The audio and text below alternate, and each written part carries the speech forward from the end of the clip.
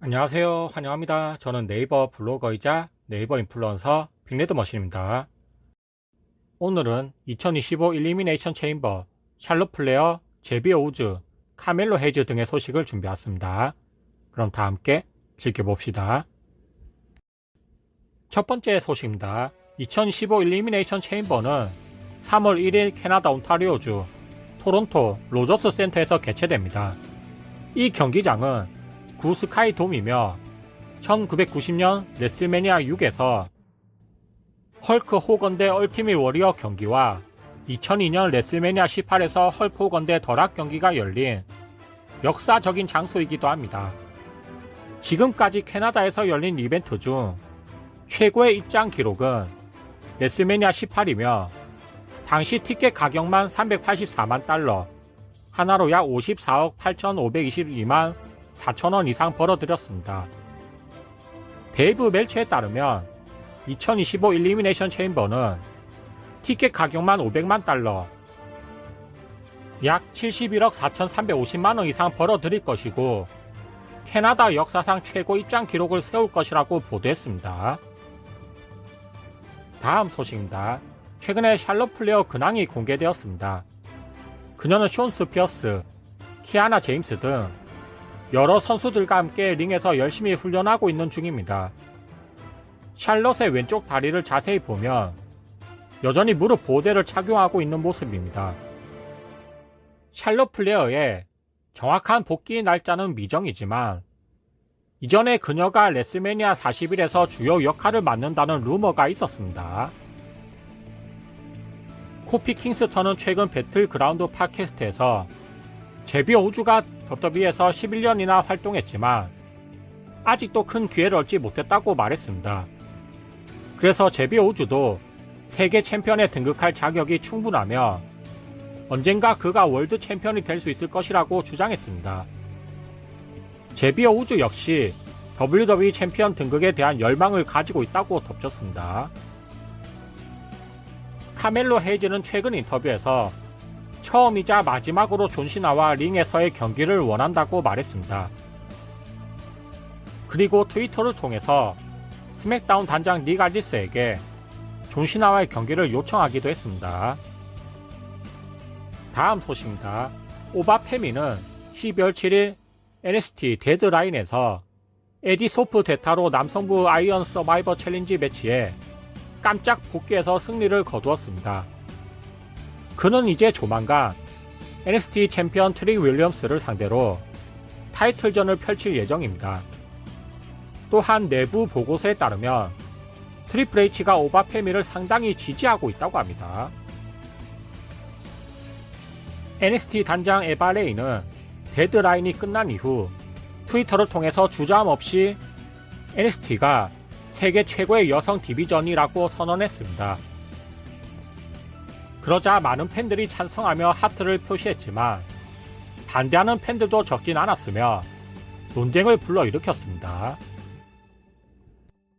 토니 칸은 최근 인터뷰에서 에릭 비숍이 얼마 전 AEW는 희망이 없다고 발언했는데 이에 대해 어떻게 생각하는지 질문을 받았습니다.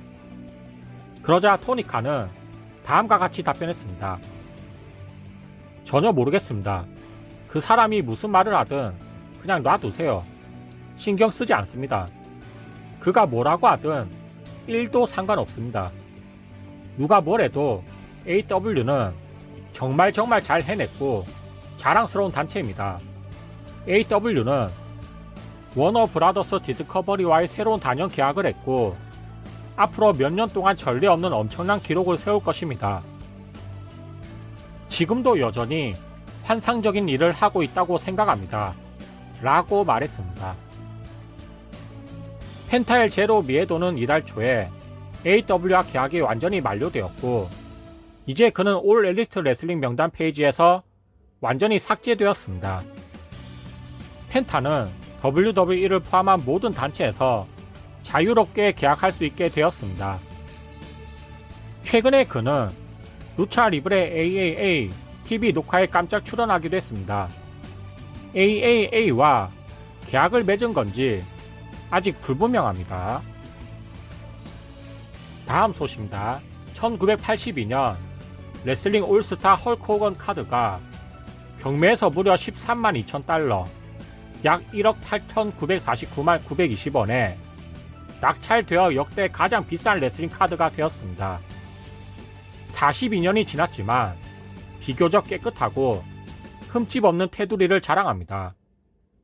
이 판매는 빈티지 레슬링 수집품에 대한 시장이 성장하고 있음을 강조할 뿐만 아니라 헐크 호건의 프로레슬링의 지속적인 상징으로서의 위상을 공고히 합니다. 12월 7일 커트 앵글은 소셜미디어를 통해서 팬 사인회에서 레이 미스테리오와 오랜만에 만나서 함께 찍은 사진을 공유했습니다. 그리고 커트 앵글은 레이 미스테리오가 역대 최고 라이벌 중 한 명이었다며 캡션을 달았습니다. 고 미스터 퍼펙트의 아들인 커티스 엑셀은 한때 폴 헤이먼의 가이였습니다. 그는 인터컨티넨탈 챔피언에 등극한 적이 있었고 로우에서 트리플 H도 이긴 적이 있었습니다. 그렇게 승승장구하나 싶었지만 2014년부터 점차 나락의 길을 걸었고 2015년에는 거의 잡어가 되었습니다. 커티스 엑셀은 최근 인터뷰에서 자신은 레슬링계에서 대부분 모두와 좋은 관계를 유지하고 있지만 코난에 대한 존경심이 없다고 말했습니다. 왜냐하면 2015년에 코난이 자신을 매번 카리스마가 부족하다며 까내렸고 매일 지루하고 재미없는 선수라며 여기저기 퍼뜨리고 다녔기 때문이라고 합니다. 그래서 여전히 코난에 대한 반감을 가지고 있다고 밝혔습니다. 물론 코난 때문에 커티스 엑셀이 나락으로 떨어졌다고 확실히 단정 지을 수는 없습니다. 짐 로스는 최근 그의 JR 팟캐스트에서 2003년 7월 14일 케인이 자신의 몸에 불을 지른 적이 있었는데 사실 너무 민망하고 시간 낭비였다고 밝혔습니다. 이어서 그는 다음과 같이 말했습니다. 그들은 제게 비명을 지르길 바랬고 저는 시키는 대로 했습니다. 하지만 저는 그것이 시간 낭비라고 생각했습니다. 비현실적이기 때문입니다.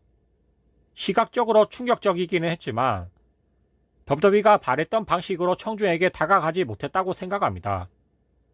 당신의 부모들은 아이들이 보기에 적절하지 않기 때문에 채널을 돌리고 다른 많은 팬들은 왜 이런 짓을 하는 거지? 라고 생각합니다. 어차피 저는 1주, 2주 후에 다시 TV에 나왔습니다. 잘 흥행되지도 않았어요. 그건 제 문제가 아닙니다. 저는 그것을 좋아하지 않았습니다. 라고 말했습니다. 오늘 소식은 여기까지입니다. 들어주셔서 감사합니다. 좋아요랑 구독 좀 부탁드리겠습니다. 오늘도 한 사람의 한국 레슬링 팬이 더 생겼다면 성공입니다. 안녕히 계세요.